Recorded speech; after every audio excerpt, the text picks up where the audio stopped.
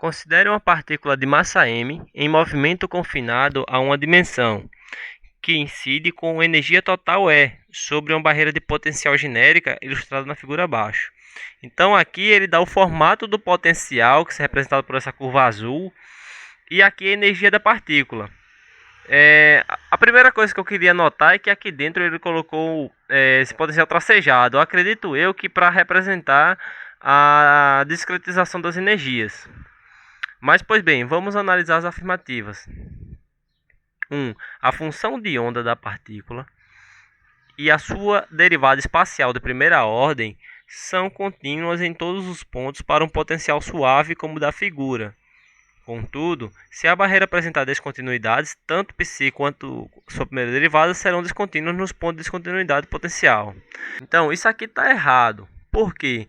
Porque se a gente lembrar, por exemplo, se a gente pegar um exemplo bem conhecido, como o do degrau de potencial ou a barreira de potencial, a gente sabe que mesmo nos pontos de descontinuidade, no degrau, mesmo assim, nós temos que usar essas condições, que a função de onda e a sua primeira derivada são contínuas. Agora, um caso onde essa primeira derivada é descontínua é no caso do poço de função delta. Ali na função delta, realmente, porque ele está divergindo, então a primeira derivada é descontínua. Em qualquer outro caso, mesmo sendo descontínuo, a função de onda e a primeira derivada são contínuas. Então, essa primeira afirmação está errada. 2. Se a energia E da partícula for maior do que a altura máxima da barreira, a partícula certamente atravessará a barreira, sem a possibilidade de ser refletida. Então, aqui eu quero destacar dois pontos. O primeiro é que a gente deve lembrar que a gente calcula, tanto nos problemas de degrau como de barreira de potencial, a gente calcula um coeficiente de reflexão e um coeficiente de transmissão. Isso significa que, mesmo sendo a energia maior do que o potencial, existe uma probabilidade da partícula ser refletida.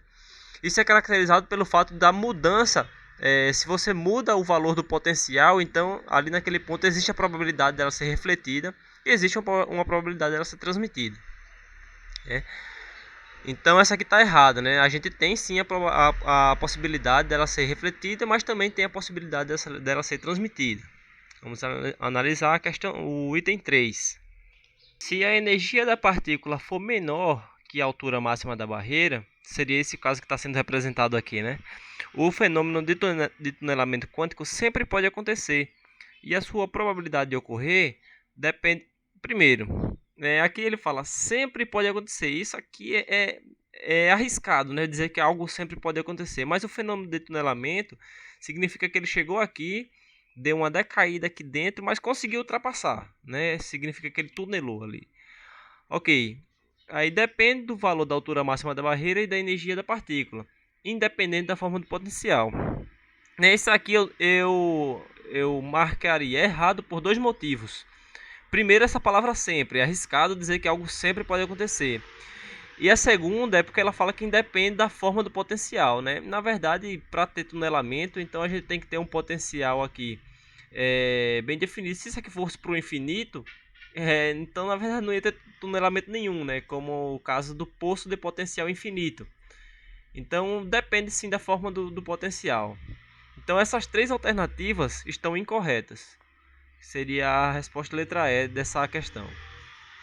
Bom, muito obrigado, até a próxima.